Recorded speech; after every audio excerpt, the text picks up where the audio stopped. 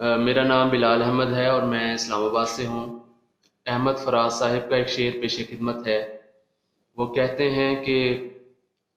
यही दिल था कि तरसता था मरासिम के लिए,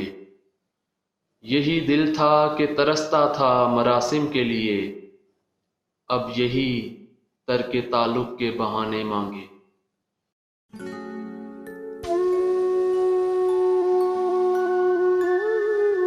आहट सी कोई आए तो लगता है कि तुम हो, साया कोई लहराए तो लगता है कि तुम हो, जब शाख कोई हाथ लगाते ही चमन में शर्माए लचक जाए तो लगता है कि तुम हो, संदल से महकती हुई पुरकैफ हवा का झोंका कोई टकराए तो लगता है कि तुम हो,